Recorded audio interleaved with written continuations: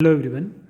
बच्चे हम लोग ह्यूमन फिजियोलॉजी स्टार्ट कर रहे हैं चैप्टर 14 से। चैप्टर 14 हमारा रिस्पिरेशन वाला चैप्टर है, जिसमें हम देखते हैं breathing and exchange of gases. ठीक है, तो इसमें सेक्शन ए में जो फर्स्ट क्वेश्चन है वो क्या क्वेश्चन है आपके सामने, which part of the respiratory tract is called sound box. उसको हम क्या बोलेंगे, लैरिंग्स। क्या बोलेंगे बेटा, लैरिंग्स बोलेंगे, विच इज़ वॉइस बॉक्स। ठीक है, larynx is located at the top of trachea and contain the vocal cord which vibrate to produce sound। ठीक है, सेकेंड क्वेश्चन है हमारे पास, what do you mean by vital capacity, write down its value। तो vital capacity क्या होता है बच्चे, the maximum amount of air that can be exhaled from the lungs after a maximum inhalation। ठीक है, the average value of vital capacity is approximately कितना रहता है, 4 कितना रहेगा, 4.6 लीटर, 4.6 लीटर। ठीक है, for adult mails and 3.1 litre for adult female.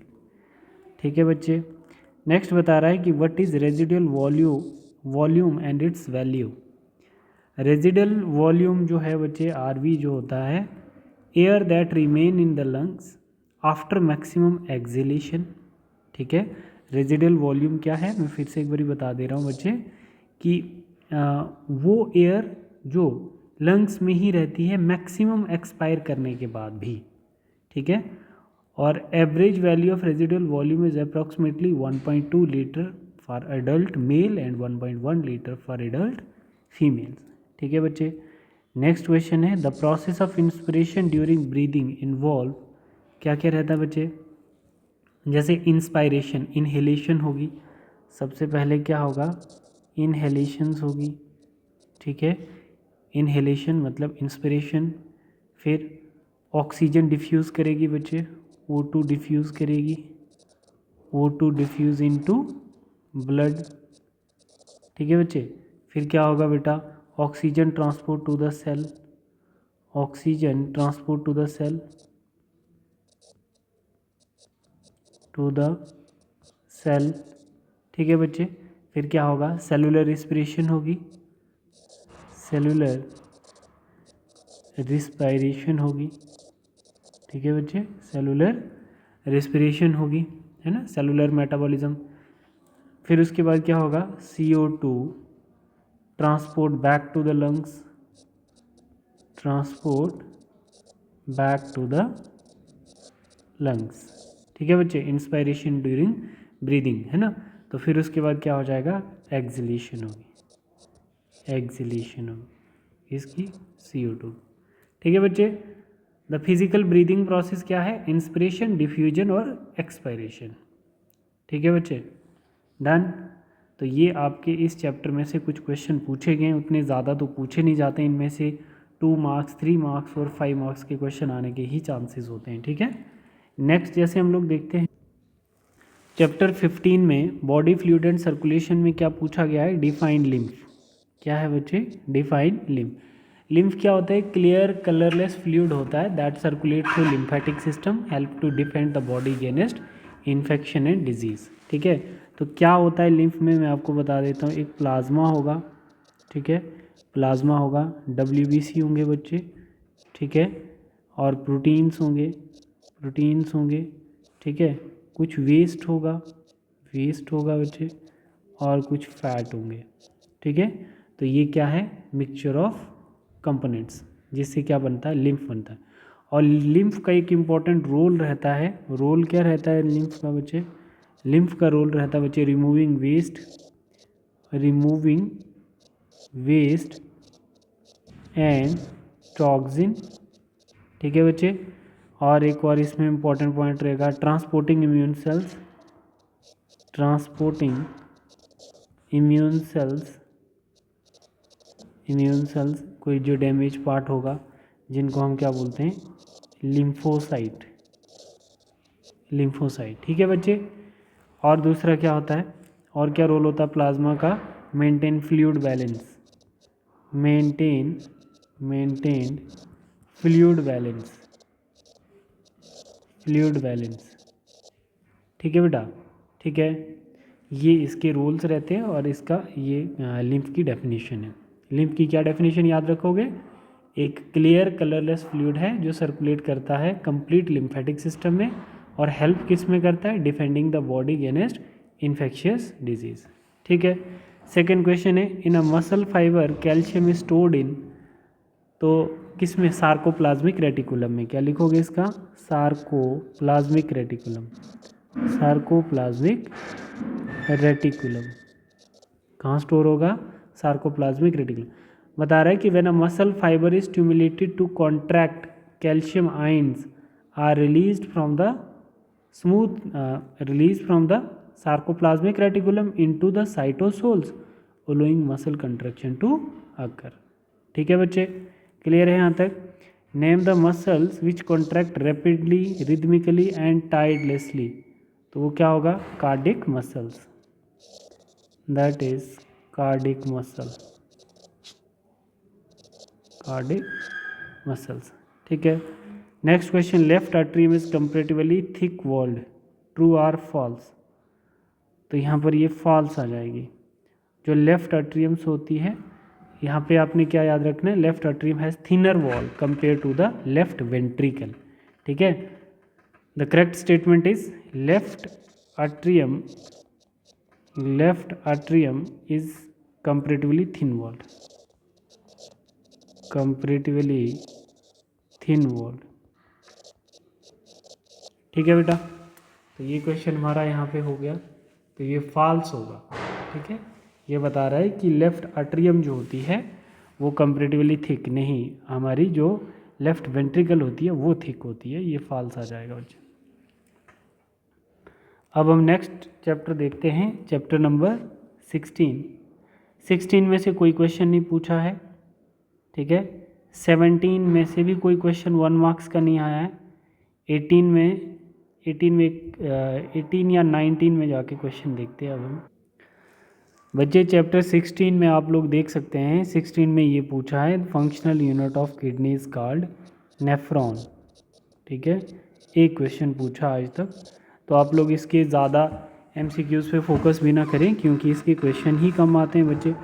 तो नेफ्रॉन के स्ट्रक्चर आप लोग अच्छे से देख लेना बच्चे, इसके कौन कौन से पार्ट होते हैं नेफ्रॉन के। पीसीटी का रीजन्स, डीसीटी वाला रीजन्स, कलेक्टिंग डक्ट वाला रीजन्स, लूप ऑफ हेनले, इनको अच्छे से देख लेना। ठीक है। और इसमें एक और चीज़ देख लेना, ग्लोमेरुलस एपरेटस क्या होता है, बोमेन कैप्सूल क्या है, रीनल ट्यूब्यूल क्या है, ये देख लेना बच्चे। ठीक है। और वासा रेक्टा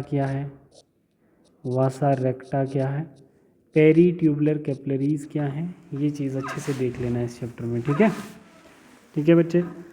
और अब हम देखते हैं 18 चैप्टर में तो कुछ भी नहीं पूछा है सेक्शन 1 में, और अब हम इसका लास्ट चैप्टर देख लेते हैं बच्चे। ये 19 चैप्टर है आपकी ह्यूमन फिजियोलॉजी का। चैप्टर का नाम है केमिकल इंटीग्रेशन एंड कोऑर्डिनेशन। ठीक है। यहाँ पे एंडोक्रिनोलॉजी का बहुत ज़्यादा रोल रहता है। क्या क्वेश्चन है आपके पास? फर्स्ट में पूछा है dash is the largest gland in our body, that is liver जो होता है वो लार्जेस्ट ग्लैंड होता है हमारी बॉडी का। ठीक है। नेक्स्ट क्वेश्चन है what is the full form of TSH, thyroid stimulating hormone. क्या है? Thyroid stimulating hormone. और dash is the mixed gland in our body, किसको हम मिक्स्ड ग्लैंड बोलते हैं बच्चे? पेनक्रियाज को। किसको बोलते हैं? पेनक्रियाज को। पेनक्रियाज जो होता है बच्चे हमारा वो मिक्स ग्लैंड होता है ना। बोथ एक्सोक्राइन एंड एंडोक्राइन, इसमें मिक्स्ड क्यों बोलते हैं? क्योंकि इसके पास एक एक्सोक्राइन ग्लैंड होगा, ठीक है, और एक हमारे पास इसके पास एंडोक्राइन ग्लैंड होगा, एंडोक्राइन ग्लैंड। ठीक है। अब हम बोल सकते हैं बच्चे जो एक्सोक्राइन ग्लैंड होता है ये क्या प्रोड्यूस करेगा? डाइजेस्टिव एंजाइम, डाइजेस्टिव एंजाइम बनाएगा। ठीक है बच्चे। और एक्सोक्राइन ग्लैंड जो होता है डाइजेस्टिव एंजाइम्स, और endocrine gland produce hormone like insulin. ये क्या प्रोड्यूस करेगा? Produce hormone like insulin, hormone like insulin. किस वाले सेल से?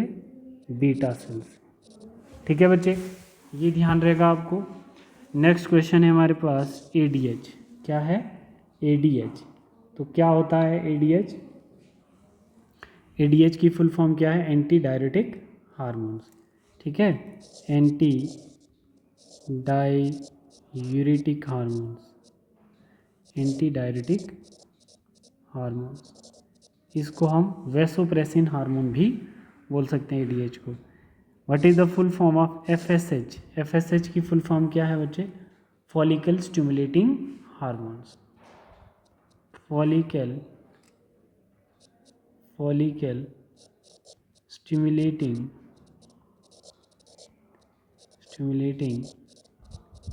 हार्मोन्स।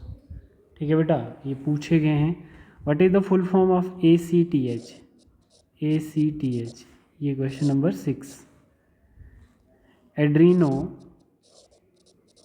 एड्रीनोकॉर्टिकोट्रोपिक हार्मोन। ठीक है बेटा। नेक्स्ट पूछता है hormone concern primary cell division. Hormone concern primarily with cell division. तो कौन सा हार्मोन होगा बच्चे? थाइमोसिन्स।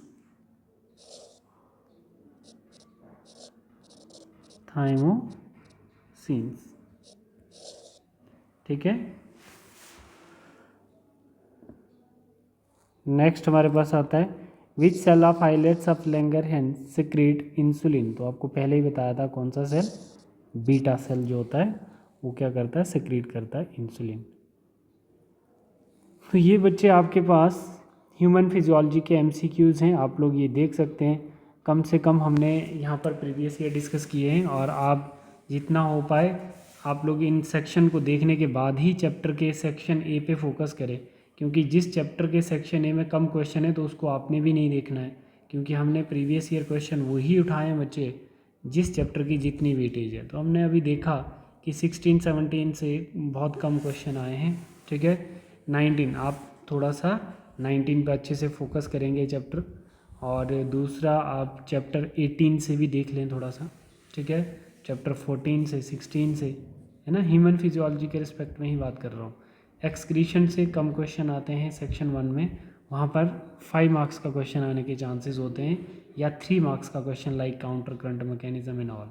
ठीक है बच्चे, तो इसके साथ ही हमारी ह्यूमन फिजियोलॉजी कंप्लीट हो जाती है। आप लोग एक एक करके वीडियो सभी वॉच करें बेटा। ठीक है, जहाँ पे डाउट होता तो आप लोग ग्रुप में सेंड कर सकते हो। ठीक है, थैंक यू।